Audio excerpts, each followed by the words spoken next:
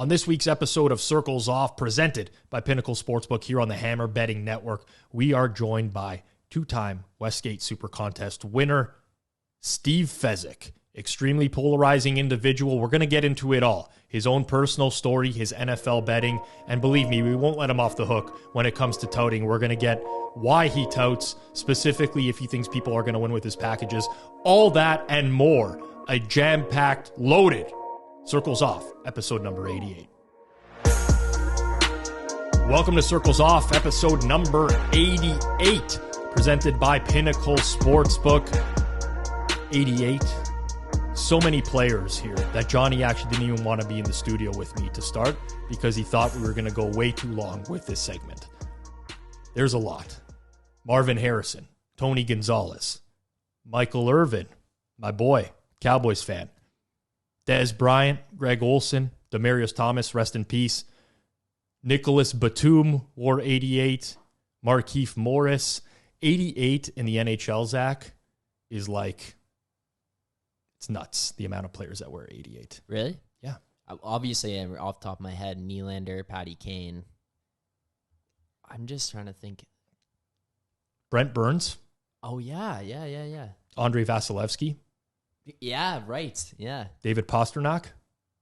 Wow. They're like high level. Yes. 88. Wow. Back in the day, like for anyone who's old school, I'm not going to leave him out. Eric Lindros. Yeah. Eric Lindros, without the concussions, would have gone down as one of the all-time greats. You know, if he played nowadays. So my dad grew up in Durham, which is Durham region. Which is where Lindros played his junior hockey. So I used to go and watch him all the time. So he's a huge Lindros fan. Every year at Christmas, we do the ceremonial hanging of Eric Lindros, and he has an Eric Lindros Christmas tree ornament that goes up on the tree. It's the only non-Leafs thing that we have. It's Eric Lindros in a Flyers uniform. Really a shame. There's a lot of professional athletes that have been affected by concussions, cut a career short. But back in the day, just some of the hits these guys used to give. Scott Stevens over the middle of the ice. You run into that freight train. It's over for you. It is Super Bowl week. We're going to get to a guest here shortly, but as a reminder, Pinnacle is the world's sharpest sportsbook, now available to bettors in Ontario. If you're in Ontario, I would 100% recommend signing up this week at Pinnacle. Great prices on pretty much everything. Great props offering as well. Find out what professional bettors have known for decades. Pinnacle is where the best bettors play. You must be 19 plus in Ontario, not available to U.S. bettors. And again, please play responsibly. Cannot preach that enough. We now welcome in our guest here on episode number 88 of Circles Off. He has over $1 million in lifetime contest winnings. He's a two-time, back-to-back winner of the Westgate Super Contest. He's a handicapper for pregame.com. If he's selling to you directly, it's not him. Be very careful for impersonators out there. At Fezzik Sports on Twitter, Steve Fezzik now joins us on Circles Off. Steve, how's it going? Well, thank you for having me on the pod. I'm humbled by it, and we should have some lively discussions about various topics. And what better time than right before the Super Bowl? Absolutely. I've been very interested in having you on for a long time. You are one of the most polarizing people in the gambling Twitter space. There are some people out there that give you a really bad rap. I know that my opinion of you has changed over time. I'm a type of person who, I guess, maybe is quick to rush to judgment. We'll get through the tough questions as well here. This is not going to be just like I have to do my due diligence in asking the tough questions. But for those who don't know you, Steve, give a little bit of a background on yourself and mainly how you got involved in the betting space. Sure. So I'm a math geek, former corporate guy, actuary, worked for Transamerica in Los Angeles, was an executive with them. This is in the early 1990s, throughout the 90s. And I started going to Vegas in the pretty much 1994 on during the football season and discovered, wow, this is really profitable, outstanding opportunities. By 1996, I was coming to either Vegas or Reno every other weekend. I was rotating with another actuary partner of mine, and he was going up the weeks I couldn't make it. and we're betting sports and doing, frankly, better at that than we were in our executive jobs. And then finally, by 2001, I made the move and I headed to Vegas to bet full-time and to gamble full-time. Okay, so let's walk through that a little bit. Obviously, the actuary component helps. We have a mutual friend of ours who's been on Circles Off before. It goes by Plus EV Analytics on Twitter, also an actuary in the space. Very, good depth of knowledge in terms of numbers. But there are a lot of people who struggle to transition from just like a regular job, even where they're involved in math or accounting, to the sports betting market. Talk us through, like, what did that look like to you? Your first trips to Vegas, were you betting mainly on sports? What was it to you that stood out as like, this is a huge opportunity for me? Sure. And I was born in 63. So I started coming to Vegas in the late 80s. And to be honest, I played blackjack. Blackjack's beatable. Read some books about it. Took my shot at it. Never really had much success with blackjack. The house edge is tiny. There's talk about whether the games were legitimate, the handheld pitch games in the late 80s. I can't really comment on that. I never really progressed to a level to really take it all that seriously. But I started to look towards the sports betting, and I guess I had an epiphany in the early 90s. And remember, I'm not living in Vegas, so I'm coming to Vegas, 3-4 times a year, having fun. And it was during football season, and I noticed parlay cards. This is like 1992. And I'm like, this is the most ridiculous thing I've ever seen. They just print these lines out on Wednesday, and they just stay there. You can stale lines. You can play. They don't move at all. They're on the card. You can just play as much as you want. No one's going to stop you. And people would be like, what happened? It shows what. Oftentimes there's a narrative out there and everyone just copies. They're like mina birds. They don't actually think about whether it's legitimate. And maybe like the movie The Big Short showed how, in the financial markets, this can be the case. And everyone said, oh, they're parlays are sucker bets. You can't play parlays. And that's largely generally correct, but nothing could be further than the truth. Nothing was better that I've ever encountered than playing parlay cards in the 1990s. You were laying less if you played enough teams. You were basically laying under -110 with 3-day-old stale lines on half-point cards where you can get +3.5 on lines that were like 2.5. It was impossible to lose. You could not lose. If you had any acumen, you would win. And yet no one, all the so-called experts out there, seemingly they'd look at and throw in the garbage can and go bet their straight bets and lose. And so we became very arrogant, egotistical towards the sharp community that was out there, discussing how to win betting sports, because we felt like they have no clue. If they can't see that this is phenomenal, then clearly they haven't evolved to even a basic level. So that was the 90s, and then things got harder. So we're basically 30 years later now, and there's a lot of people who are in the exact same boat still nowadays, right? Like whether stale lines pools where the odd set for NFL is released on Tuesday or Wednesday in their league, they can't even really compare to a sports book like Pinnacle and figure this out for themselves. And the only reason I mention that is because there's got to be, it was the knowledge of how the betting market works for you to uncover that this is an edge. And what I'm trying to get at is, how did you figure that out for yourself? Was it asking around? Was it some sort of understanding of like how other markets work? Because for some people, they just cannot grasp this concept of like, this is an efficient market. Over time, the numbers are going to move. The closer we get to game time, the more efficient the number is going to be. Obviously, you were able to recognize that. What led to you being able to pick up on that? I think backgrounds in financial markets, just that a stock price, the whole study economics at Northwestern, the market being either efficient or semi-efficient. If a stock's trading at a certain level, that's what it's worth. And I felt like it really was just a marketplace, and we're getting to betting exchanges where it really is a marketplace where if Kansas City is -2 in the global marketplace, maybe that's not a completely accurate number, but it's pretty close. And when Circa's taking $300,000 a pop or $1 million a pop, and other books are taking really large wagers, it is beyond a leap of faith to say, well, the real number should be Kansas City -5, or the real number should be, Philly -3. It's possible, but it's so unlikely. A great unbiased estimate of what the line should be in more cases than not, especially if we're not talking openers, but we're talking lines that have settled in, is just the current marketplace number.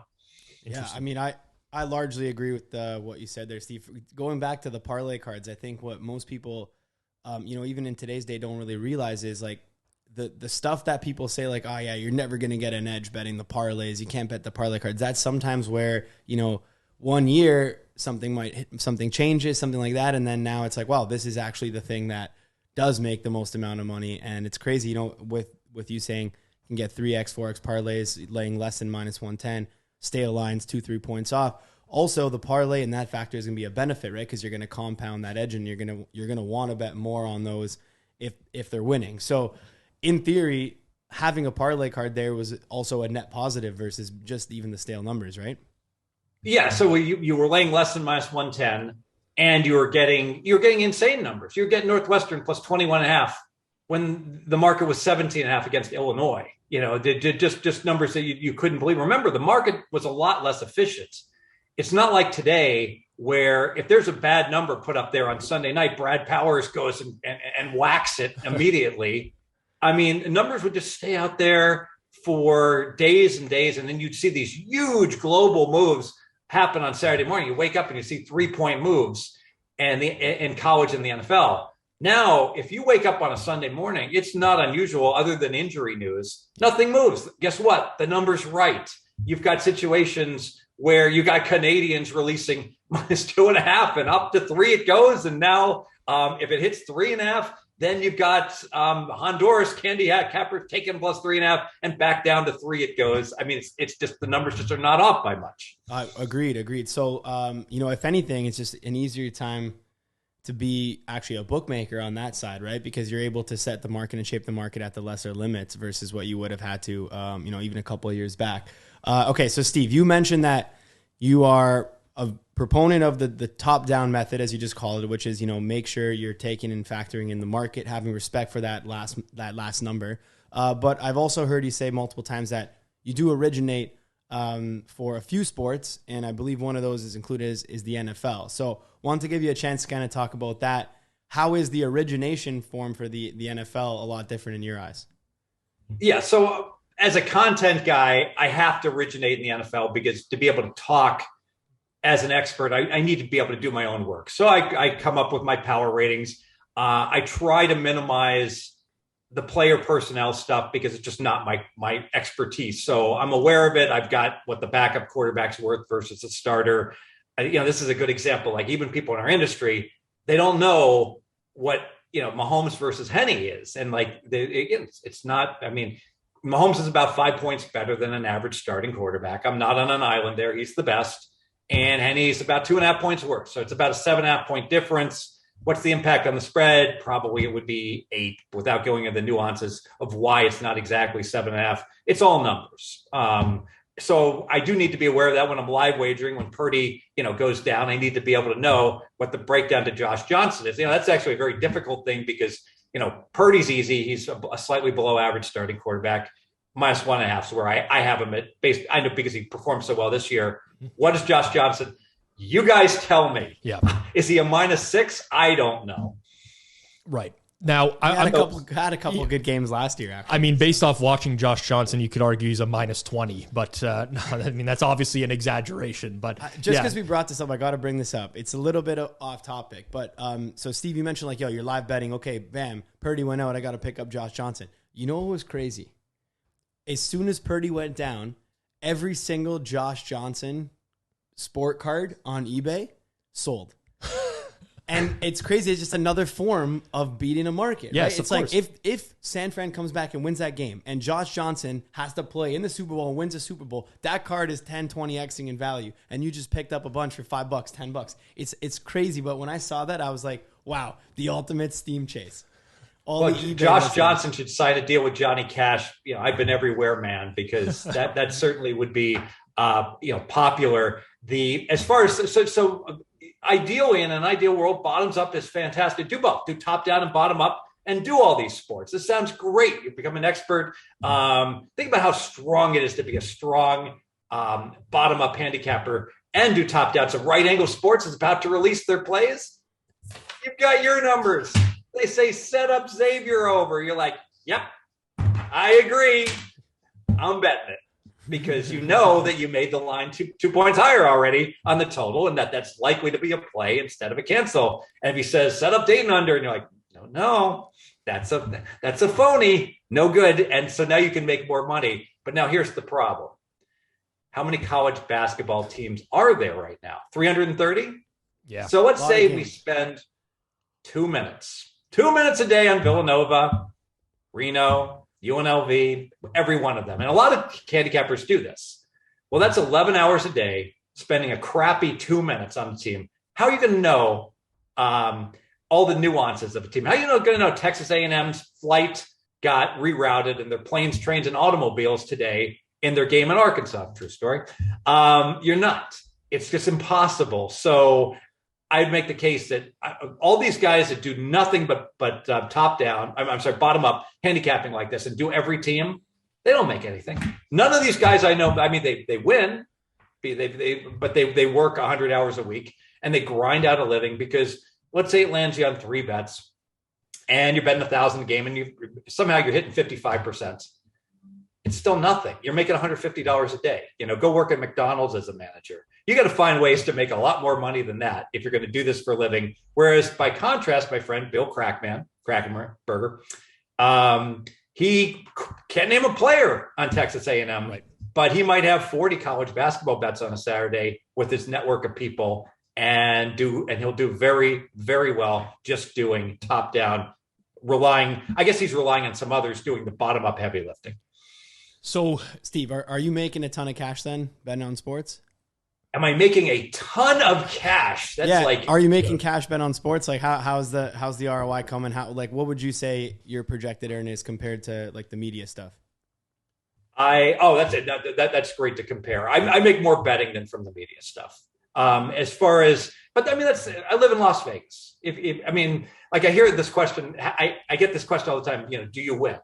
And it's like, I think it's a silly question. No, I'm a professional gambler and I lose. I have no idea what I'm doing. Like a poker player, do you win? Everyone wins. Everyone that is good wins. Yeah. The challenge is winning a lot, of course. If you're a poker player and you, for instance, and you can't beat a 1-3 no limit game against tourists in Las Vegas, I don't believe you. All you have to do is read Ed Miller's books, work on your game for 6 months. My 11-year-old son can win playing 1-3. I think they'd probably kick him out though. But the problem is, how much are you winning? It's like, are you winning $6 an hour? Well, maybe you should probably find some place else to work. It's maximizing what you're doing, how you're earning, etc. So that's very interesting, and I want to pick up on that because I think the top down, bottom up conversation is very fascinating. And me and Johnny are polar ends of the spectrum on this. Although I'm closer to the middle than maybe I let on a lot of times. So I incorporate some top down. But a left wing activist. I've originated sports successfully for a long time. Baseball for a while. That's where I started. Eventually lost my edge there. But hockey and the NFL, NHL and NFL. And there's an inherent advantage I find in that you're talking about scaling, right? And winning money and winning a lot of money. And there's something to me that's pretty nice about being able to just bet at a certain time of day, not even sometimes in the morning. You don't even have to obtain a ton of closing line value depending on, in the hockey market. I think it's just very, very unique. But you don't really have to worry about being shut down in 3, 4, 5 bets. And I think there's something to that. I know what you're saying about you're going to get less bets. You're going to get less volume, but I don't have to worry about liquidity on the bets that I make for the most part. And if I do the top-down approach, which I do, I'm in Ontario. We have 35 regulated sports books in here that are just giving away. You learned from me. Giving away money. Why would I not take this money, right? But, okay, I can place 5 bets on one book and then I'm limited to $100. And then I place another 5 bets and I'm limited to $3. It becomes exponentially harder to scale. So I think that there's a happy medium to be found there where people can still find it valuable to originate, make their own numbers on games, try to beat a market at scale. Maybe it's not at post, maybe it's not game day, could be overnights or whatever, but I still think that there's some inherent value in that. Oh, of course there's inherent value. And I'll talk about Brad again. Like Brad Powers does, the bottom up approach, but he's smart. He's not like a dummy. Like a lot of the bottom up people, the problem they have is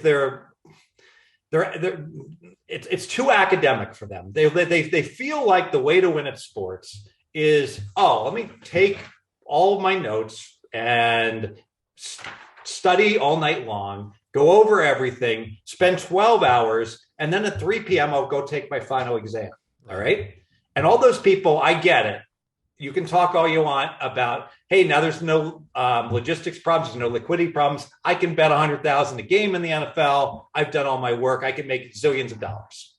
I get it. That all makes sense when the market's somewhat inefficient, which may well apply still to hockey and it may well apply to MMA, but I don't think it applies anymore to the NFL or to college basketball. And all those people that profess that, maybe I'm just running in the wrong circles. They're not betting $100,000 a game. They're not betting $20,000 a game. They're not, living in mansions. They're making a living and they're winning, but they're grinding. Whereas the right way to do it is, and I tweeted about this, and I'm using one guy because I have no affiliation whatsoever with Brad, other than we live in, we both worked together previously, and he's a real sharp guy, and he evolved. And so here comes the Super Bowl line. It opens up at 51 in the total. This is a college football handicapper. Right. He does 95% of his work in college football. There is no way that Brad Powers should ever get a sharp bet that Rob Pizzola doesn't get first, or Steve Fezzik doesn't get first, or that 20 other NFL experts don't get first, but he got it. He got the 51 under, and we didn't, because as soon as he bet it moved. We should be personally embarrassed by that. That's just an embarrassment that we let a college football guy grab our total from underneath our noses. I'm embarrassed. I picked up a 51.5 under, but it is what it is. Minus 08, but there you go. It's all good. I was actually passed out. I was so drunk after watching the game. I had won a big bet on the Eagles earlier in the day, so it's like celebratory for me. I wasn't jumping on that early line. But for more of Brad Powers, he is part of the Hammer Betting Network. You can check out the Hit the Books channel. Best college football stuff out there. Honestly, would put him up there with the best college football creators. Must check out his stuff. But to get back to what you're saying, Steve, I originated baseball for a long time, and I think many of your points are valid. So when I first started originating baseball, it's probably 2015 or 2016. And if I woke up in the morning, I'd probably have 15 edges on a full board. Sides, totals, run line, whatever. And then 3 years later, I'd wake up in the morning and there's 2 games that I can bet. And now I'll wake up 2 years later and there's no games to bet in the morning because they've been pounded into shape overnight. It kind of has become that way where it's more and more challenging if you're that bottom up person to sustain that living unless it's basically a race to see who can get down the earliest at this point. Exactly right. So I had a discussion years ago with Gil Alexander out in Vegas. He's on VSiN, does a great job with the numbers game. And he was a baseball handicapper. He would give out to his clients plays. And I would I'd literally be screaming at him and I'd be like, you got to give them out overnight because Texas would be plus 140 overnight. And then he'd give out plus 118. And then he'd get closing line value because they closed plus 105 and he'd break even or lose a little or win a little. And I'd be like, I would tell him, I don't care who you like at noon on game day. Don't care. You've got your model right here. You don't know the team has the flu. You don't know this pitcher has been out all night drinking before he's going to pitch. These other ancillary factors are not in your model. Mm-hmm. And so your model is going to be flawed because it doesn't have the full information that the marketplace necessarily has. However, your model is certainly winning against the opening number that the sports books put up. So you can beat the openers, no problem. But then once the market limits go higher, then there's still people that can win, but they become few and far between.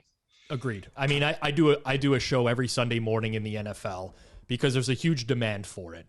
And I start every single show by saying that I'm a pro bettor, but I don't even think I can win by placing bets at this time anymore. I'll give out my opinions on the game, but it's either something that I didn't think has moved far enough or where there's market resistance against something that I like. And neither of those is great to bet into.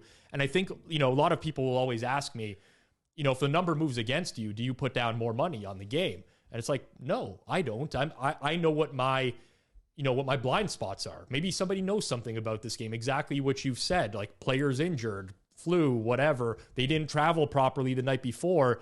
I think that there is everything nowadays in sports betting or even in society, I think is one extreme or the other.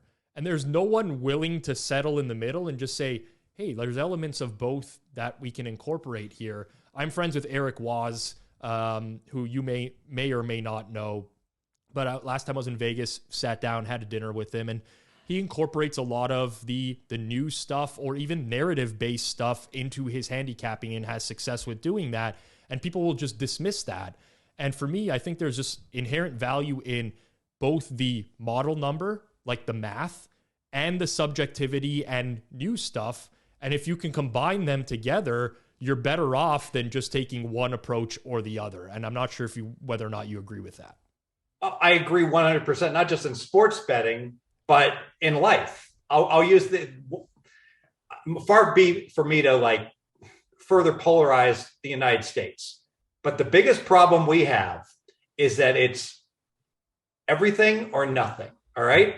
You either don't want me to be able to go out and buy a rifle to go hunting, or you want me to be able to go out and buy the biggest bazooka available in the marketplace. Can we have somewhere in the middle? I think is a you might personally disagree with that, but I think we need to have the compromise that is where we should land, and have, instead of just being so adamant that you're right and I'm wrong about everything. And so you hear all the time, the only way to win betting sports is blah, blah, blah. Now, there are dozens and dozens and dozens of ways to win betting on sports. I will say there are some ways that are better than others, because if you just calculate what the expected edge is, if it isn't that high, you should find other methods. The left versus right and centrist idea is funny, but at the end of the day, I think the reason we don't get the center stuff is because then both people are just unhappy. Yeah. You might as well just be then you're both mad. It's even worse. And it's probably the same with the CLV debate and the truthers and stuff on Twitter as well. Personally, I do think originating actually has a significantly harder work, more risk, less upside than the top-down approach. And mainly the reason why is when you're originating, it actually, if you are not as thorough and don't put as much time into it, your mistakes will be amplified. Yep. If you're doing the top-down approach and you fuck up a couple bets or you're not there, you miss a couple moves, worst case, you got a rough market number and you're there. If you're an originator and you're just betting your opinion into open market every day at the same time and you win, you're going to win a good amount. If you lose, you're going to lose a lot of money. You're going to lose more than you would have won in the upside scenario. So I'm a big proponent of not originating the major market sport, not originating NFL and stuff like that. Or like Rob said, and like you've been saying, originate in a way where you're also taking into account getting good numbers and making sure you're constantly there. Because if you're just going to originate and say, I put my plays in every Wednesday at 3 p.m., you're getting smoked regardless. Yeah. I think the inherent, I think what's very interesting about this whole debate, and again, I'm way more in the center of this than anyone else, but one approach is reliant on the other, right? If there was nobody originating and no one betting bottom up, the top-down approach doesn't work because there's no one shaping that market. So I think that's where it's I would advise most bettors to take a top-down approach. I don't think a lot of them have it in them, have the skills, the math, whether that you need to be an Excel guru or have some programming knowledge, automation. There's tons that goes into being able to originate a market that, frankly, people just don't know what it takes. Years and years and years of backtesting models, some things like that to get it to a certain level. But if I was to never encourage, if you're to discourage that and say, oh, you should never do this, then the other approach, the top down doesn't work. There's no one in market to shape it for you. Nah, it's still and using just building a model and doing it in a sport, even if you're not successful, will build betting acumen and make you better across the board. I think in general, I do get a kick out of some of the MIT guys of the world saying, "Oh, creating a betting model is just not that. It's just not that difficult." I'm like, it's not that difficult for everyone with a 780 math SAT that's like has a degree in computer science. For the average human being that works for a concrete company, it's going to be a little no. But daunting. those guys still aren't winning much money. Like it's very easy. It's very easy, sure, to potentially build a model that can predict where the line's gonna move, but to actually get the money down, do it all, like you're not going to win much. Like, Give me a really, really good NFL model. I don't necessarily think that I would earn significantly more than maybe I do right now on NFL. A really good NFL model, you probably like 2% ROI, 2 to 3% ROI on a ton of liquidity.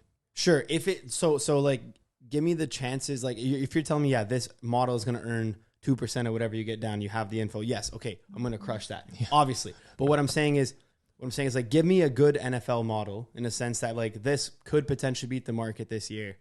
We don't know if it's going to beat the market this year, but it's high likelihood. Obviously over time, it's going to change. Sure. It might earn this year. Next year, I might go ham on that one. I'm going even harder. Now, guess what? Don't have an edge. Gave back all my profits from last year plus doubled that because I went hard on it. Like that's the risk of getting a good model and stuff like that. And then obviously, yeah, go ahead. Let me address this because, like, and I'm sorry if this comes across wrong, but like, I'll talk to experts and they'll say, "Well, I personally did have a losing year, betting football this year." Like they have no idea how damning that statement is. It's impossible to have a losing year. It's not like Brad Powers isn't going to have a losing year in 100 zillion years. Because he's making too many bets where he's playing under 52 when it closes 41. I mean, your edges, you've got to find bigger edges if you're actually having a losing year or your bet sizing. I do get it. I mean, if you've had great success, and you're betting $50,000 a game and the like, and you can't, then you certainly could. Billy Walters could have a losing year in the NFL because he's playing with smaller edges. Yeah, well, if you're not staking correctly, then obviously the variance will get you and you have a losing year. Or if you're playing like super, super aggressive, definitely you can have a losing season per sport. Well, also to Steve's point, like if you're betting the NFL, you might end up with 50 bets a year if you're just betting sides and totals, and you know what the variance is, even if you have just a 2 to 3% edge. Yeah, you could lose on 50 bets, but to lose like on the full year,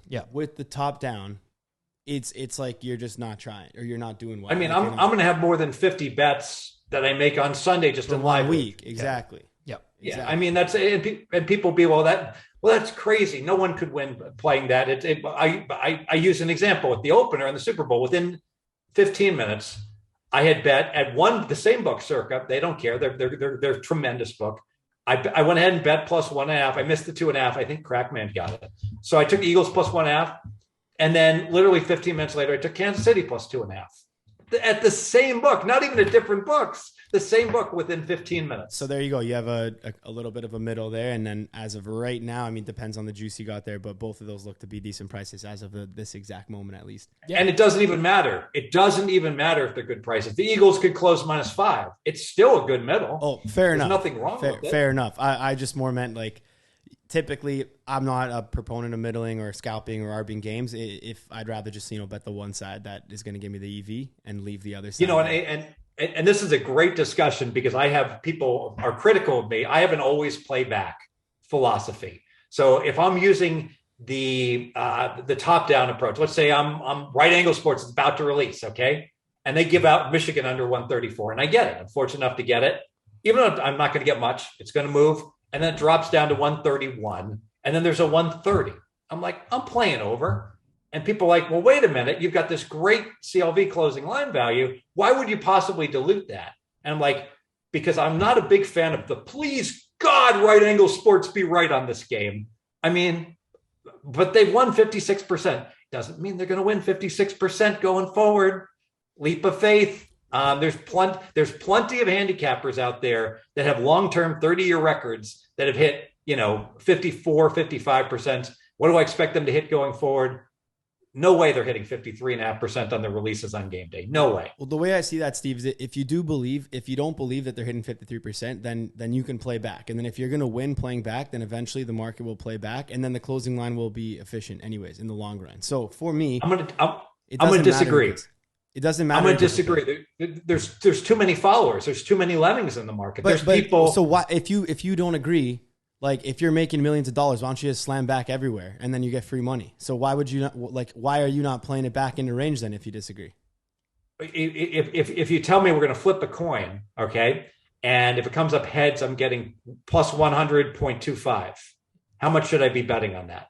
Well, I'm saying I've got. But what you're saying is it's moving back down 4 points, and you're like, nah, now I'm just leaving it there. If you don't think that the 4-point position is good, you probably have at least 2 points in college basketball, right? So at a minimum, you can play a 2-point ARB depending on the juice and be profitable in that depending on the game total. So if you're looking at a 4-point move, if that doesn't move back at least 2 points, and you know Ras had the edge. And again, I have no affiliation with Ras. Like we got to have Ed on or something like that. I'm not defending Ras and saying they're going to win by any means. I'm just defending the concept here of eventually in the long run, the closing line value is more efficient every single day and every single bet that goes into it. So if Ras is losing, then that'll reflect in the market. Otherwise, you can make tons of money off that. Eventually, if they lose, let me just break it down. So Ras releases an under 134, all right, and it closes, and like 5 minutes later, it's sitting at 131. Okay, well, under 134 is going to win. What do we say? Call it 55%. Yep. Fine. I think that maybe you think 56%. I don't. Yep. We're going to all be in the same ballpark. All right, under the 134. So it goes to 132. Well, now it's right around 50% bet at that point in time, right around there. All right, and now it goes to 131. And so at this point, maybe let's say it settles in at 132, by example. So we've got a fine bet under 134. Why didn't I bet a zillion? Because I couldn't get down. The line moved too fast. I was only able to get a book or two. And then boom, Westgate goes to 131. All right, I'm playing over 131. That looks like it's going to be, 52.5%, 52.7% type bet, whatever it is. And that has positive EV. But you know what? There's not a lot of 131 in the market, because 132 is what the market is. But similar to the financial markets, volatility is your friend. When everybody's dealing 132, it's hard to make money. When some books are still out there stale 133, and some books are overreacting, saying, we're not going to take one more bet on this Dayton under, the heck with that, and we're going to be the low man on in the entire marketplace 15 minutes later, after 1,000 people have all copied off of each other playing the same thing. I think it's a little bit naive to think that the market is efficient to that point and not being a little bit too low based upon all of those followers. But in theory, so let's say it goes too low, and now you bet it. A group of other people are like, yeah, 131 pops, Ras overcorrection, whatever. I got to bet that back. Now those 131s are gone. So in theory, wherever it settles is the correct price at the end of the day. If they have overcorrected and it goes down to 128 and nobody hits it, 128 is the correct price. There's no overcorrection. If you hit it back up to 132, what I'm saying is, like, I will hit them if I believe it. Like, I can take down an entire market. You can take down entire market. We can take down entire market. So why are we saying, like, oh, it's an edge or it's not an edge? Like, wherever it closes, that is the correct line. It doesn't matter who gave it out or how far it moved. I agree. I've got to beat the closing number. And what I'm saying is the model of wait 10 minutes after a RAS release and play anti-RAS with the best number on the screen, I am very confident, would bet that will clobber closing line. But clobber, it'll beat closing line by enough to be profitable. Fair enough. But, so in that like scenario, you said, then you think that isolated bet is good in its own, in which case, right. Yeah, of course, I agree. But I can't bet $10 zillion on it. I can bet $1,000 on it. Exactly. Right. Fair enough. So do you play back on any other scenarios or just that?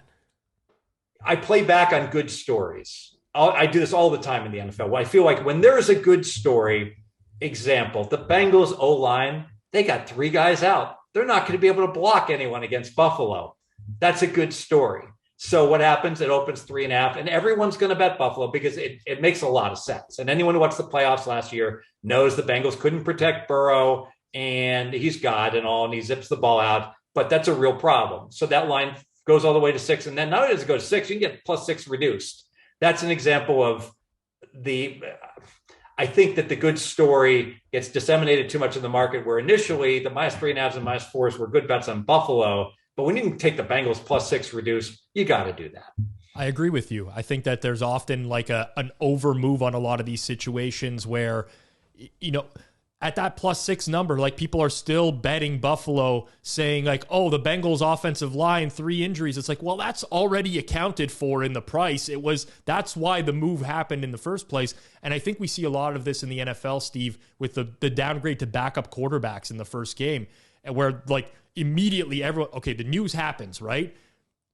Everyone bets it because it's a downgrade. Starting quarterback to backup in most instances is a downgrade, in a lot of cases significant. Of course you want to get on that, but it just keeps going and going and going and going. And I mean, anyone who's been betting the backup quarterback at post in the NFL for the last several years has made a lot of money doing that. I mean, I think this is like one of those situations where people just like, the number does, it's a price sensitivity thing, right? And obviously like the average person is not moving the market, but the difference between betting a 2.5 and a 3, the difference between tailing a right angle sports play at under 134 versus under 132, I think this concept is completely lost on a lot of people, especially with this, this saturation of these new bettors in the space because of regulation. Everyone just wants to be on the same side as someone else. I can't even tell you how many times people message me during the day, what do you like in hockey tonight? Well, I liked things at -120. They're -145 now. I don't want to tell them the team that I bet because they're just going to go bet it at a certain price. Do you think that that's ever going to change, Steve? Because like I struggle to see it changing just because of the lack of education in the space, and also just like so many people who are unable to grasp the concept for whatever reason. I don't think it ever will. And to use an example, like if all you did was like listen to every expert and podcast Monday and Tuesday in that Buffalo Cincinnati game when the line was 4, everyone was going to prefer Buffalo that had a brain because the number hadn't moved. So you're like literally you like put little check marks, color code it. Like 9 of my 10 experts all prefer Buffalo. That's got to be the right side. Well, that's big. If they'd done all their podcasts when the line was 6. That wouldn't necessarily have been the case. I even make the joke when a line is like 2.6, all right, on Saturday night in the NFL, oftentimes that line moves up to 3. Right. Because what's happening is that in the global marketplace, unfortunately, in the business that I'm in, with there's a lot of handicappers. There's not one handicapper out there worth the salt that's going to give out a +2.5 when the line's 2.65. It's just like I know you can give out +2.5 even money, but they're going to pass. Or if they like the other side, they're going to lay the 2.5. So that line is going to go to 3. And conversely, if the line's +3, lay $1.15 or -$1.20, a lot of times that line goes down to 2.5 just because every expert is landing on that game and the public isn't sensitive enough to the fact, realizing, you know what, you can lay 2.5. You cannot lay -3 on this game. Understood. Fair enough. So, Steve, one question for you just in regards to the betting here is you mentioned Circa Sportsbook, and obviously you're in Las Vegas. But so where is like the bulk of your action, your handle getting down on? Is it more like the Vegas scene? Yeah, so Circa takes the biggest limit, so that's where I bet the most. And Caesars has really stepped up their game. Caesars is the second best sports book in Vegas. William Hill in Nevada? Yes. I only speak to Nevada. I live in Nevada, and so I'm betting in Nevada. And those two books, I would say, just because on the app, every other book, the limits are so low, and it's not so easy. So to use an example, I'll give a story. The MGM lets me bet on the app, and their limits are low. So I just happened to be at an MGM property. I went up to bet, and they said they voided the bets. They said, "Sir, you got to bet on the app." All right. Fine. So I put in the bets on the app at lower limits. All right. And I put them in. Then I walk up and I ask for, can I get a drink ticket? It's easy to get drink tickets in Vegas. It's no big deal. And they look at me and the ticket writer says, "I'm sorry, sir. Drink tickets are only for people who bet at the cash window." So, I mean, it's like, so the MGM's telling me they don't like me. They're happy, but they take my bets on the app, even though they're reduced. So it's really hard to lose a lot of money gambling on these apps when you're a sharp, because it's so hard to for them to take any volume. Yes. At least that's a positive way to spin it. Right. It's hard to lose a lot when you can't bet a lot. That's for sure. Yes. Who are these guys on the internet? They're posting like $50,000 bets. Well, and it's like, That's the thing, Steve. It's out. They're outing themselves, and they don't even know it. They're outing themselves as in the fish. movie The Sting. He said it best. One of the gamblers, they're playing a poker game, and they're like, they wouldn't let you play in this game if you weren't a sucker. Yes, they wouldn't let you bet 50,000 if you weren't a chump. The saddest thing, though, about that entire situation is you'll have the person who posts the $50,000 bet, $100,000 bet, as if it's some sort of flex, because we know why they're getting that. Like, all the sharp bettors know why that person is getting those limits, but then you have the following of people who don't know, right? Like, all the rec bettors are like, oh, this person must be like, it's just like this self-fulfilling prophecy where now this person gains credibility in the eyes of 99% of the people that are out there because they don't have the, they're just not immersed in the space and don't understand that this is embarrassing. And that's the biggest thing in the space. I'm bothered by many things. That might be the single biggest one. When people dunk on themselves and they don't realize it, but everyone else just eats it up. It's like, oh, you're the GOAT, you're this and you're that. And it's like, no, this person is not the GOAT of sports betting. And sports betting in many ways, it's like blackjack. No one's going to come out and say, I'm a big man. I can go ahead and shuffle track like a god in 6 decks. And I tell you when the aces are coming up, because think about this. It's like, why, if you were that good, would you try to bring it to everyone's attention that you're this great mastermind that can beat the casinos and then ultimately get your limits? Now I'm in a unique situation. A lot of casinos will let me play that don't let other people play, because then I say positive things about them, because and you know why I say positive things? Because they let me play. Yep. And so I can see the positives, and why should I rip on a casino that's treating me well? The old influencer partnership. It's a little bit unfair. Like, I get it, and the same thing happens to me. Obviously, for the same reasons, I have a social media presence where if I wanted to berate a sports book, it's going to affect their business in some way or another.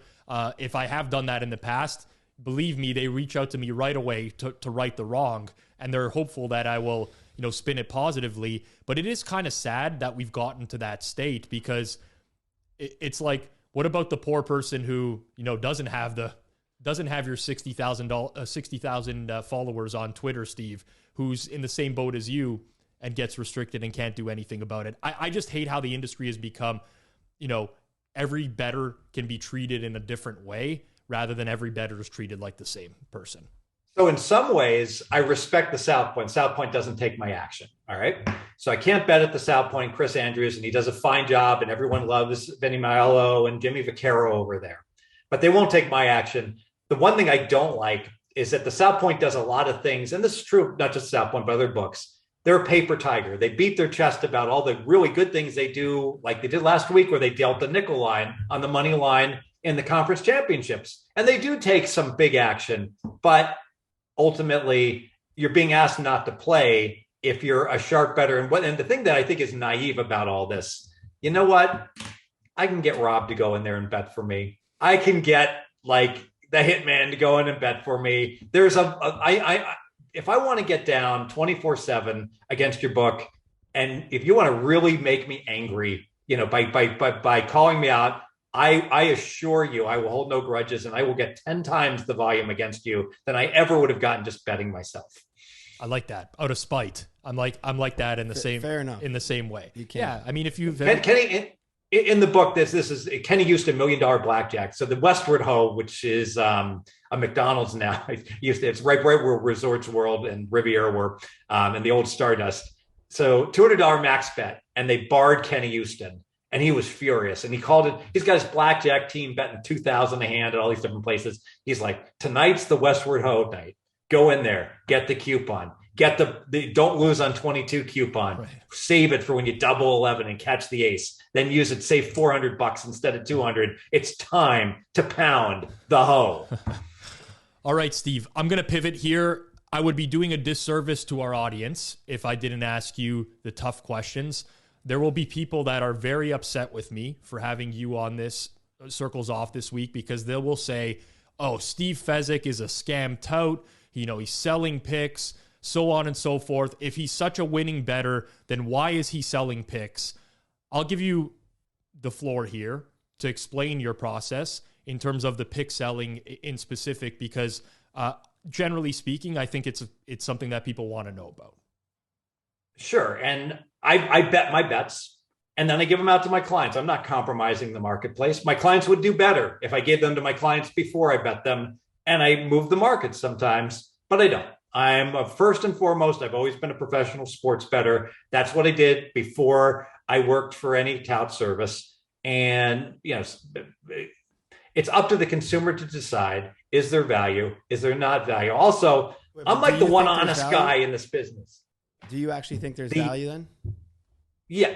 Do I think that's a great question? Do I think there's value? So I'm independently tracked by a guy named Computer Bob. He gets all my plays. He's tracked me over the years. I've won on 8 of my 10 years at pregame against market widely available numbers. And I have lost 2 years. I've had big years. Last year I won 100 units.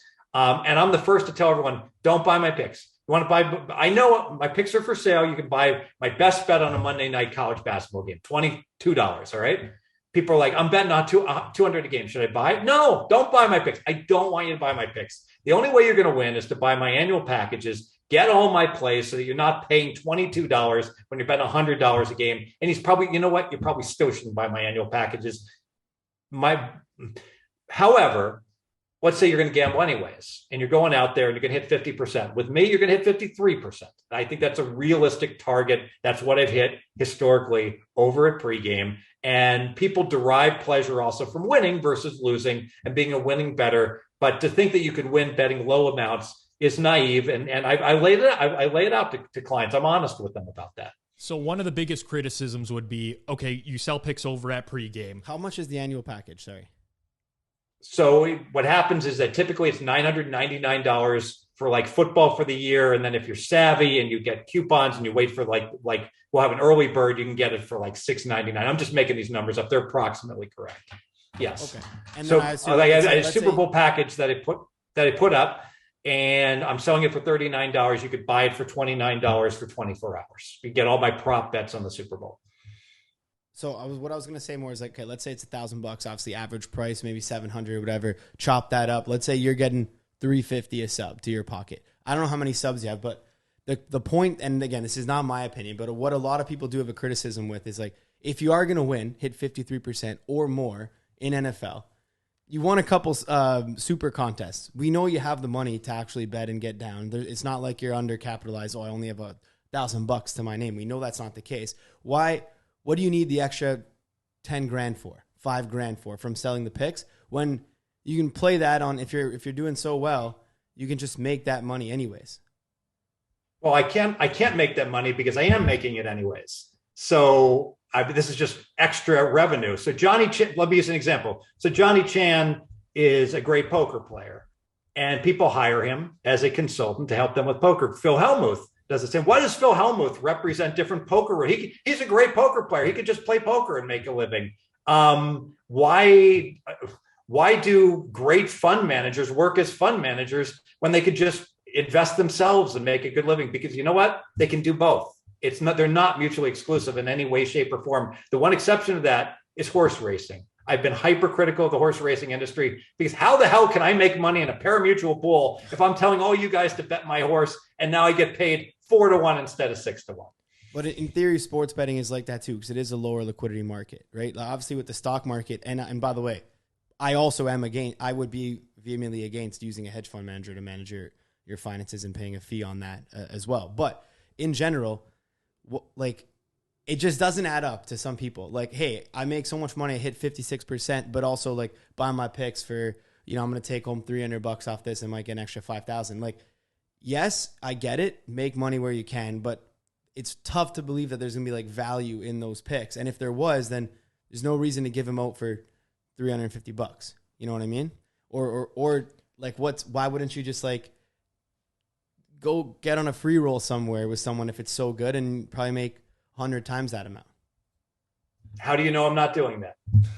All I'm saying is, like, in general, if the picks are good, there's no way you would want that to be sold for $300. And it's very hard to believe that the people who are buying those picks are going to be able to make money off of them in the long run. Do you disagree, Rob? I don't mean to call you out. I know I'm getting a little like attacky. I do disagree, but I've also been involved in pick sales before, right? I ran Prediction Machine for a year. I've been in there before. People are like, well, you don't need the money. You're betting on sports or whatever. It's like, well, I'm driven by money. And if I can still bet this myself and I still feel like I'm giving out valuable plays, which I did, I would never, by the way, like if I lost my edge or felt like it wasn't of value to anyone, whatever I'm doing, whether it's content, pick sales, product, I would never promote that.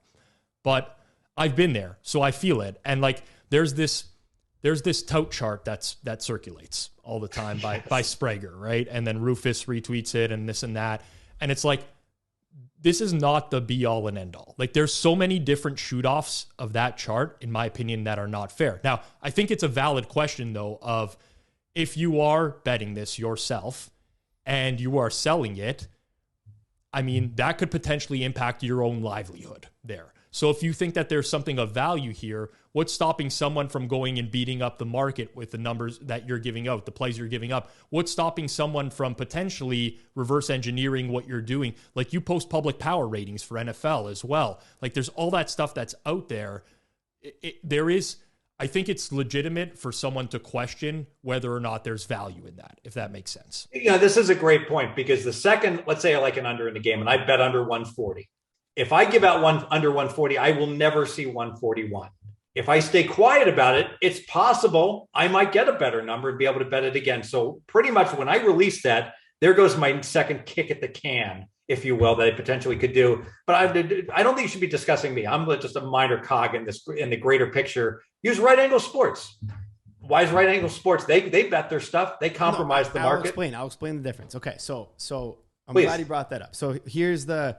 And if you guys want to just tell me after, hey, shut the fuck up. That's No, cool too. you're You guys entitled can to tell your me. opinion, honestly. So pretty much, Steve, okay. And I'm going to give the real limits here that we can get. Okay, so question would be, what time does your pick package come out for NFL? Like, when do those plays get released? It all varies. Okay, roughly, if you were to pick. Like, do any go out early week? Do any go out on Sunday? Typically, I'll have one or two releases early in the week, Sunday night, Monday, one midweek, and then come Friday and Saturday, I'll start putting up props and maybe one additional side or total. Got it. Okay, so what I'm hearing from that is like majority will come before the limits are super high, and that is good for the actual customers in theory. But so here's what I'm saying. You mentioned, here's the info we have. You release earlier in the week. You bet the play before it gets released. All right. So what that tells me is you're not even betting the max amount of money that you can bet on that play before it gets released because it's still a widely available market number that you're giving out. The limits there, you're betting in Vegas. Take down every Vegas out. Might be able to get 10, maybe a rebet on circa. It's 20, 30, 40. So you're not betting above 40 dimes a game right there. Already early week. That would be a shock if you're betting above 40 dimes a game. So what I'm saying is if there's so much value in those plays and you've hit every year 56%, whatever, tracked 100 units last year. I don't hit 50. Who said I hit 56%? I don't hit 53. Sorry, 53. But for example, like 100 units last year, like big years, stuff like that. In what scenario are you just leaving those numbers on the board? You would just make more money by taking down all of the numbers instead of giving it to your consumers to play. So it's a great question. It's a great question. So do I just throw Kelly Criterion out in the garbage can? I'm a professional gambler. I have $1 million bankroll. I think this play is a 54% bet. All right.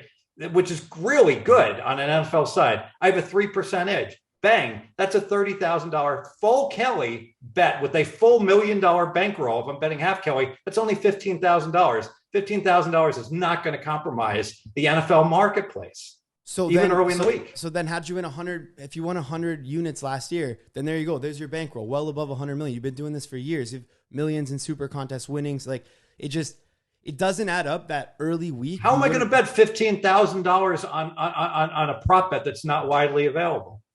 What I'm saying is if you're giving it out and it's available, but you bet them before, it's impossible. It doesn't add up. Because if you were to have bet everything in the market to get the max amount, it wouldn't be available for your subscribers. Difference between you and RAS, not to defend RAS again, because now I'm like a RAS truther, is on the college basketball total, I vehemently believe Right Angle Sports will make more money from the pick selling service than they will from betting those picks. And Ed has made that conscious decision that his pick sell service will make him more money to sell them than what he can get down.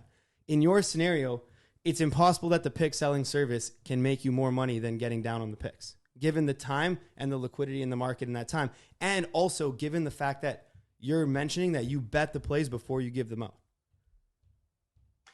It's a great point that you when you talk about props, I think I might agree with you. If I was capitalized throughout the country and I could bet in other states, you're right. I would be much better off whacking these bets at FanDuel, DraftKings in Colorado, Arizona, Pennsylvania, Maine. And by the time I got done with them, then the value would be gone and I couldn't give it out. But I'm not in those states to bet those plays. So they're sitting out there and I'm literally staring at a screen where I'm like, well, I can't bet these and they're fantastic. And it's true. If I have a subscriber in California or Nevada that doesn't have access to these books, he's not going to be able to benefit from those as well. So, I mean, it's an excellent point that with the legalization of sports betting, it has become way easier to win betting on sports if you're located in certain states, to the point that there are people that have actually, they'll drive across Hoover Dam to bet in Arizona that live in Nevada. Think about that. It's better in Arizona than to bet in Nevada on sports. That's crazy. All right, but forget about the props. Early week, when you release a play, is that number still available in Vegas? Yes. So then you're not betting the max you can on it. No, I am betting the max I can. I'm betting Kelly Criterion. What do you want me to do? Just go bankrupt? Are you advocating I overbet Kelly such that I put my risk of ruin out there? Okay, but if you want me to bet more than Kelly? I'm not saying bet more than Kelly. What I'm saying is if you have been a proven winner for the past 30 seasons, including 2 Super Contest wins and 100 units last year, your Kelly staking should be far greater than, unless you're like just spending money like you wouldn't believe in Vegas. You should have a LIPSA bankroll at this time that enables you to bet more than 40 dimes a game, in which case you would have completely maxed out Vegas. And 40 dimes is an aggressive target for just Vegas right now, given that you can bet Will Hill Station, Circa, and then a couple others like, might be limited MGM. Here you go. So to summarize, I think what you're saying is that I should have a $5 million bankroll, and I'm financially incompetent not to have done so. And I largely agree. Yes. All right. Fair enough. I do want, again, I don't mean to attack, and that is what I'm doing directly here. So I do want to apologize if for that, because I am attacking here, but it's more for the discussion there. And I'm happy to close it off there unless Rob. Johnny, are you married with children? I am not. Okay, so you don't have a $7,000 mortgage payment per month. You don't have a $2,000 tuition. It doesn't mean I don't have those because I'm not married with children. But fair enough. You don't have, see where I'm going is that you like the single guys just they never really think about, it's almost like, wow, if you're a doctor making $300,000 a year, you should be like a billionaire. No. And they don't. I'm basing it based on sports betting and based on the numbers that you are saying has won. You just mentioned you had 10 out of the last all right, whatever. We can go back. Go. If you're listening at home, Sizzle or someone like that, toss this on a spreadsheet. It should be pretty clear based on the performance. I know what you're saying, Steve, because I've personally experienced I think personally your lifestyle is conducive with risking whatever you possibly can. And I'm not here to defend Steve. I'm not here to argue with you. I think everybody's spoken on the situation, but I cannot bet as much as I want to bet on games because my wife is so risk averse that it doesn't matter if she sees the results of money coming in, every year. It's, well, what happens if we have a losing year?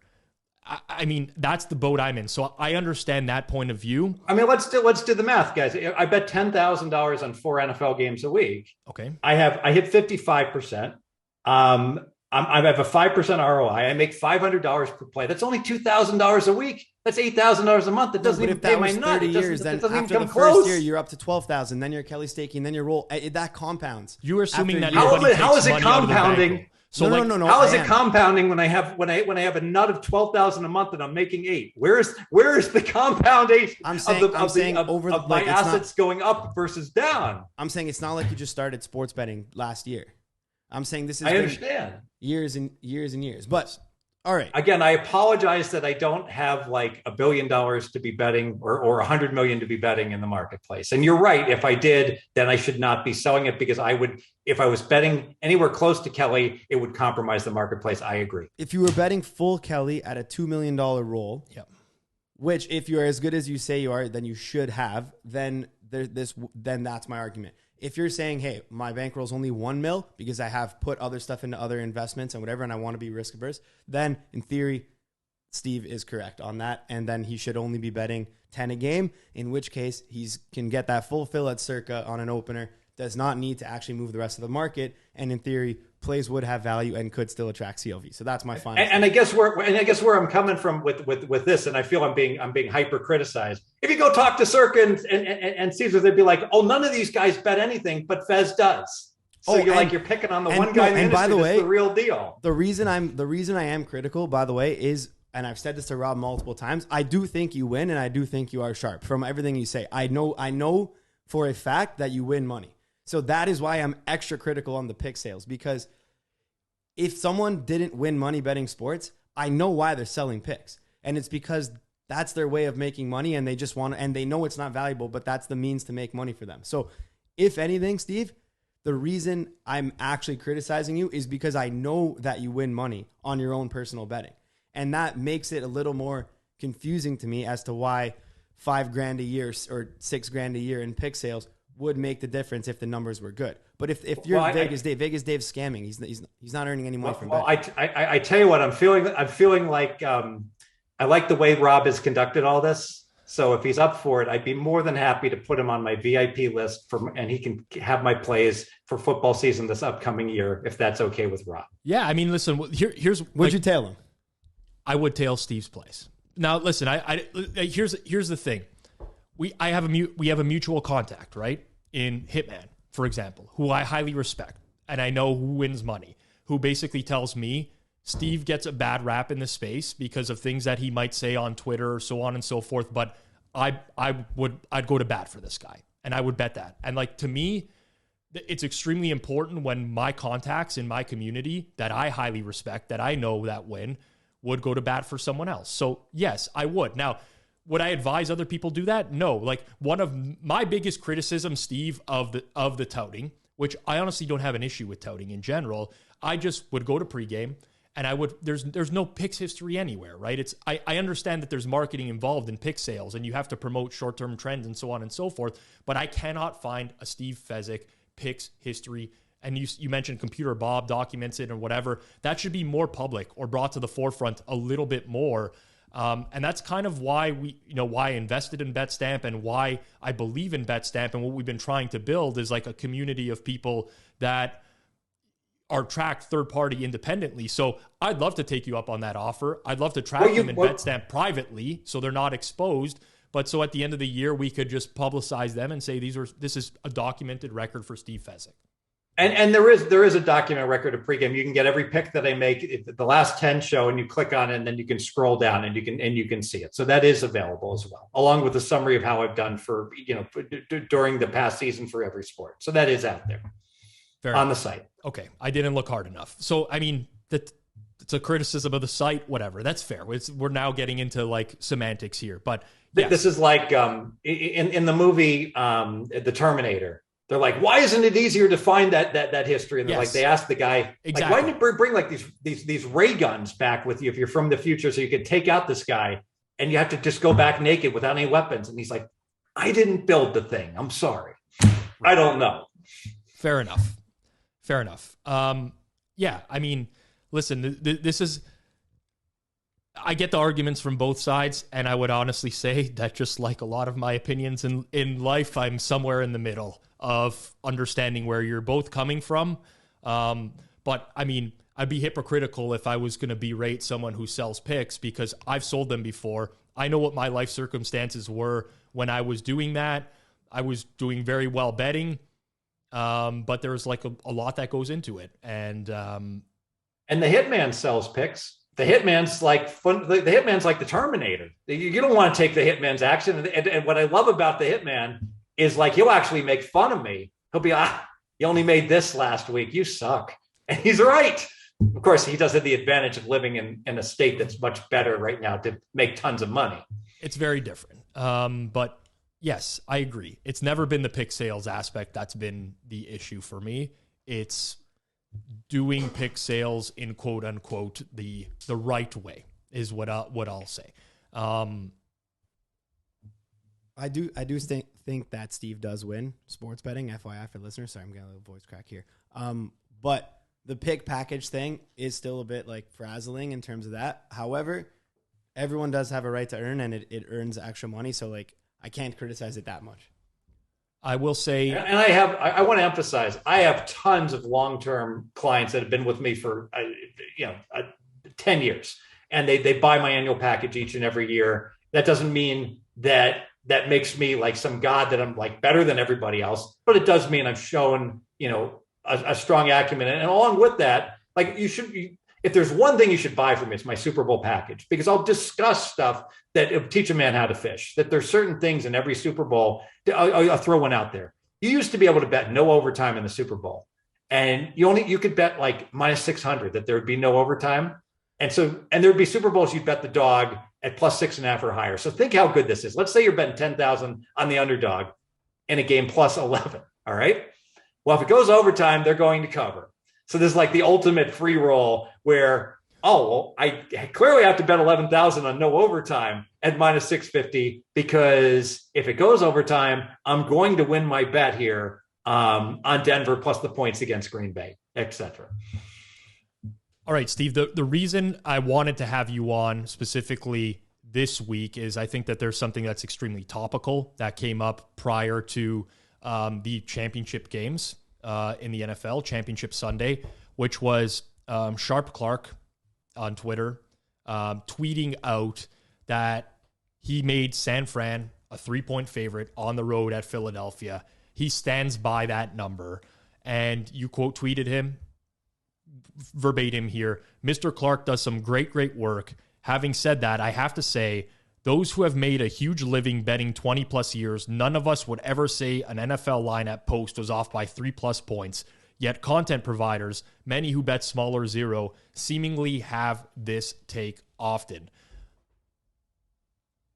So, SharpClarke then puts out a video the next day or so, kind of with his process, which I thought was interesting, because it is a process, in my opinion, that I don't want to say nobody really takes in the space, but he's very, he's a tape guy. Let's put it that way, where he's watching every snap of every game throughout the entirety of the season, and he's making numbers based off of that.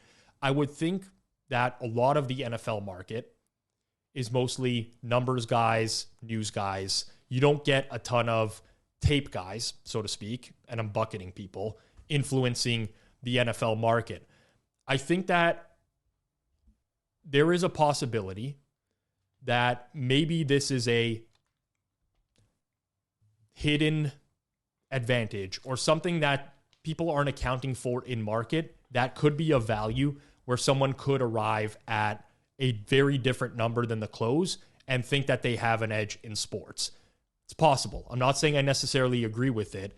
I'm just curious if you give any credence to the fact that somebody is arriving at this number with an extremely different process, and whether or not maybe there is something there. Yeah, it's a great question. And certainly there could be value approaching things totally different. I'll use the Dr. Bob thing. So Dr. Bob came in and he had his models, and they were better than Vegas's models. And he identified games that are off by 3 to 4 points and did great for years. And that's certainly possible that 20 years later, fast forward 20 years, someone could come in with a totally new approach and be able to win and be able to identify numbers that are off. But I think it's beyond naive, in my opinion. And I can tell you, everyone I know that's a professional gambler that's been doing this for 20 years, I'm not going to say everyone, almost everyone would agree with me that it's just beyond naive to think, all of a sudden we're going to take 3-point underdogs and they should become 3-point favorites. But I see this all the time.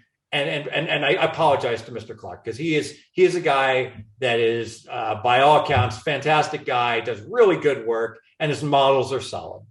But that, and so it's not him. It's just that I'm so tired of like turning on the TV and seeing, this 5-point underdog, they should be the favorite. And from the content providers that don't even wager, because I go back to Johnny's Kelly criterion. Where the hell is the Kelly criterion now? You think all of a sudden, Fezzik, throw him under the bus. He's not betting full Kelly. He should be betting double Kelly and being a gajillionaire. But But anyone else can say a 3-point dog should be a 3-point favorite, which means he should be betting 20% of his bankroll, and he's betting, hundreds, not thousands, not 10,000, not tens of millions. Where's the inconsistency? Oh, I truly believe it's a 64% bet, but I don't really believe it because I bet a couple hundred on it. I mean, come on. Fair enough. I mean, listen, to each their own. And I don't like unit shame people in general, because I was at a point where I was extremely undercapitalized and at the point where I had the biggest edge in my life, I could not get down a lot of money just because of my previous history of being a horrible gambler and losing all my money. So it's unfortunate. So or spending your money. Remember, you got to make a lot of money, and you got to live like a miser to save that money too. Not a miser, but live like a normal person and not a spending type of person. Right. So, I mean, I get it. If the source of frustration is more so with just the general content creators out there who are always throwing out these outlandish numbers, I too have a huge problem with that. But then to be fair, it was a 2-team parlay. But then after the game was over, Purdy, gets his UCL, broken, dislocated. I don't know. I'm not a doctor. And then he's like, well, that shows why you should never bet 4% of your bankroll on anything. And now I'm just losing my mind. It's so now I can't bet that the Indiana Pacers are going to miss the playoffs, even though we all know they're going to miss the playoffs, because we never know what might happen. Everyone might get healthy on the Indiana Pacers. You see where I'm going, because every pro, there's going to be a bet that we are I'm just going to bet as much as humanly possible on this, up to 10% of my bankroll, which we never can get down because it's just such a strong wager. So I will say this. I make this mistake all the time as well. And I think a lot of us, you're an opinionated guy. At least I get that through Twitter. I'm an opinionated guy. Johnny's an opinionated guy. A lot of people in the betting space, especially the sharp betting space, very opinionated on what's right, what's wrong. And I often make the mistake of speaking in absolutes a lot of times. Never do this, always do that. And I've really, really tried to take a step back. And the reason I bring it up is because you tweeted something recently, which was a great tell on whether a pro sports bettor is legit happens when they are in Vegas. If they post about how they are playing roulette, slots, or craps, massively downgrade their chance of being legitimate. By contrast, if their gambling is sports betting, poker, upgrade them. So I play a ton of roulette, slots, craps. Yeah, when I agree with Fezzik here. And Johnny, he's all the time, he's like, how do you do that? And again, I know what I'm getting into, right? I know that I'm making minus EV bets, but at that point, it's entertainment purposes. I enjoy the rush of it. I know that I have the disposable income, which I've earned. So you're playing lunch money on those and then betting real money on the game. Sometimes not lunch money. But anyways, the point I'm making is that I think a lot of people can learn in general about just speaking in absolutes. And I think that there's a lot of scenarios where it's the same as the tout chart, the tout flow chart, right? That's just an absolute. It's you must fall into this bucket or into this bucket. It's no. There's 100 different buckets of people. And I believe on my quote, I said it's more likely. I didn't say it's guaranteed. Massively downgrade is what you said. Massive. Okay, I'm gonna recant, and I'm gonna say just downgrade. And I know, and I did say there are poker players. And back to your case, Johnny, how if these poker players were so good and they really won, how come they don't have these multi-million-dollar bankrolls? They need people to buy them into tournaments if they actually have the edge. But they do have the edge. They just don't have the edge in life because they're going and playing baccarat, exactly, and all these other games, and they're going out and buying Ace of Spades liqueur for $3,000 at clubs and tipping their cocktail waitress $1,000, and then they need backers. Stewie Unger is the greatest example ever of a guy that was always broke and was one of the greatest investments, if you could have put it dollar for dollar, in a poker tournament, right? You see that with a ton of professional players who go broke several times in life.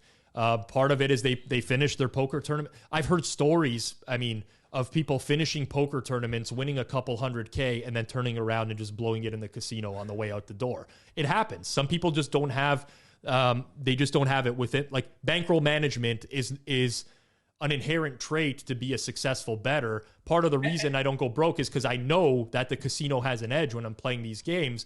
but I mean, I still enjoy that. But this, the slippage is really difficult. Like, well, why aren't you like so rich? It's like, I'll use an example. Your country took 200,000 from a group of mine that was betting the Canadian parlay card lottery, and there was a rule that said, oh, you can only bet $100 per day, but there was no rule that was enforced while people were betting all these parlay cards until they all wound up winning one week. And then all of a sudden, all the money got confiscated and they got threatened with litigation and they rolled over, and that money was never to be seen again. And you know what? That sounds like an isolated instance. That's one. I've got dozens. Anyone that's like, well, why don't you just work with more people? If you're so good, why don't you just work with all these other people? Because gamblers are not trustworthy. And I know that and I'm not alone here, can speak to, Billy Walters can speak to this, many people can speak to this.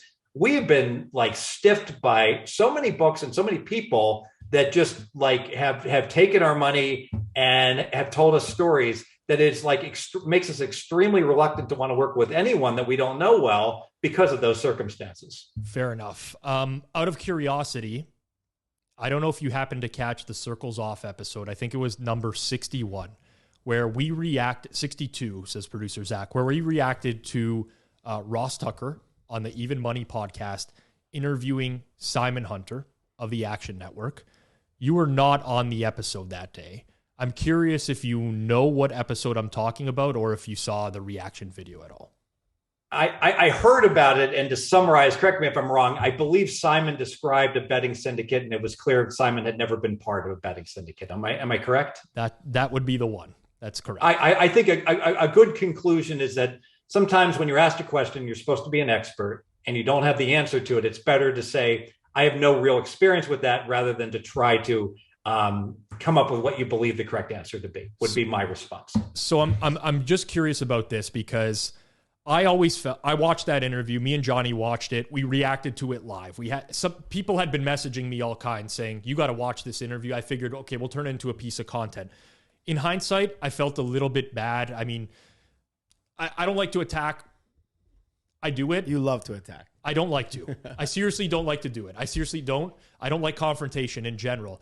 But I couldn't help but thinking while I was watching that, if Steve Fezzik was in part of this, he would have called him out on this. And I'm curious if you were a part of that interview, would you have actually called him out on that and pushed him on that?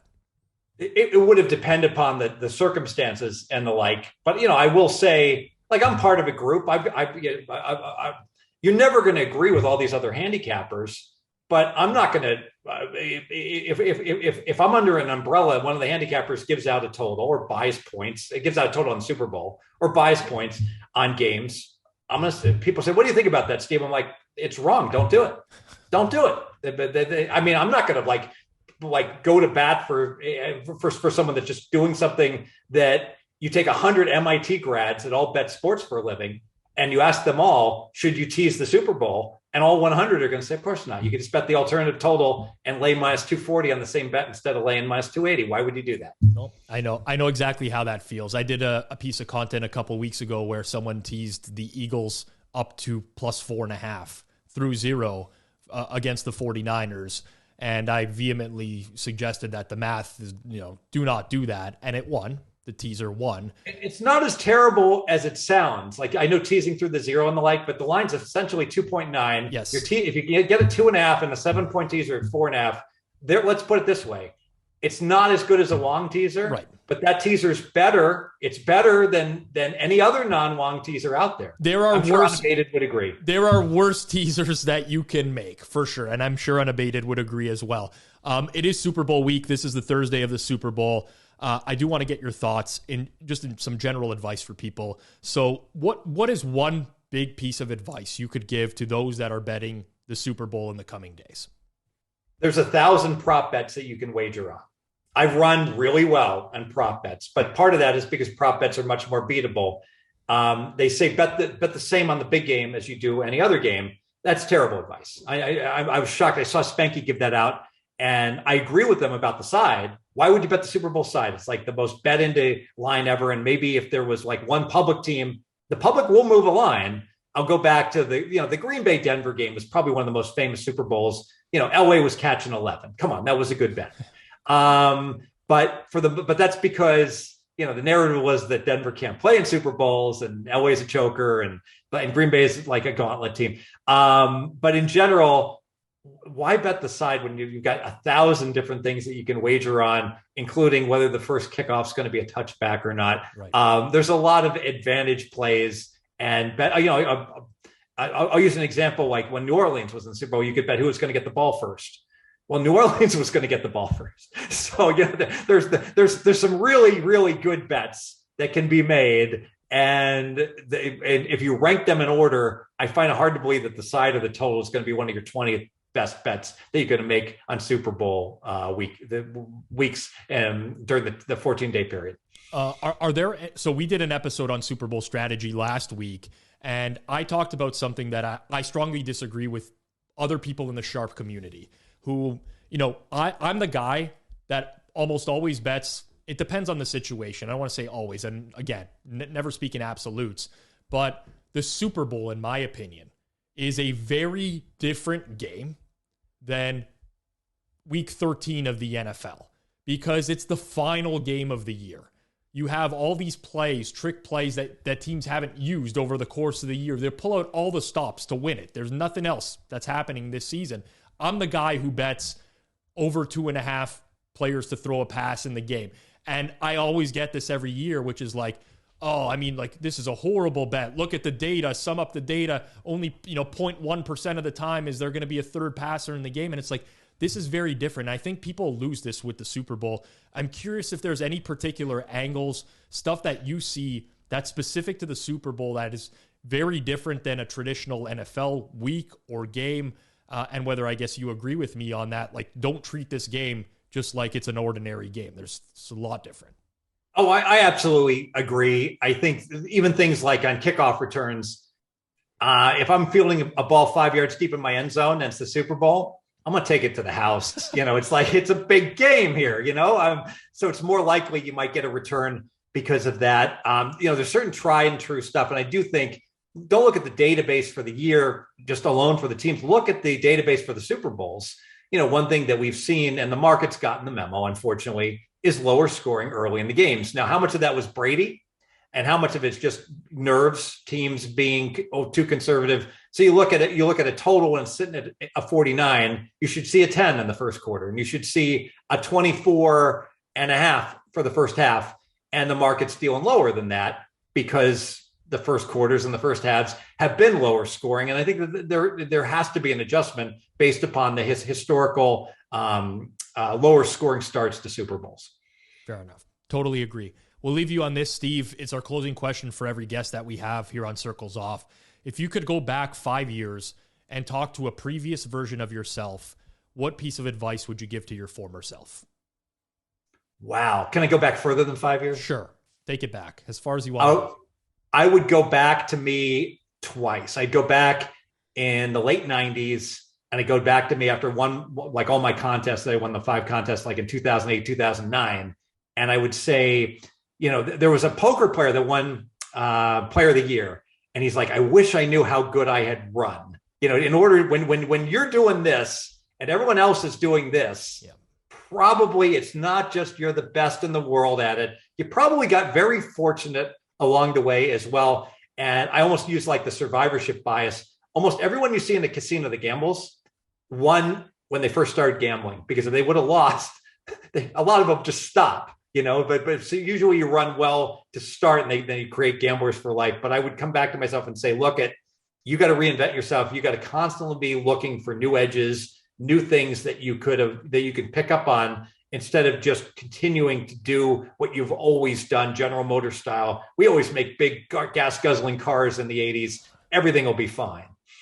His name is Steve Fezzik. He's a back-to-back winner of the Westgate Super Contest. You can follow him on Twitter at Fezzik Sports. Make sure it's that account because there's a lot of impersonator accounts out there for Steve Fezzik.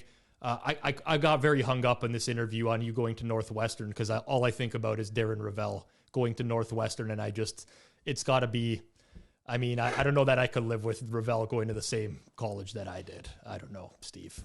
I don't know. Steve, thanks very much. You're a good sport about this. Appreciate you giving your time to come on.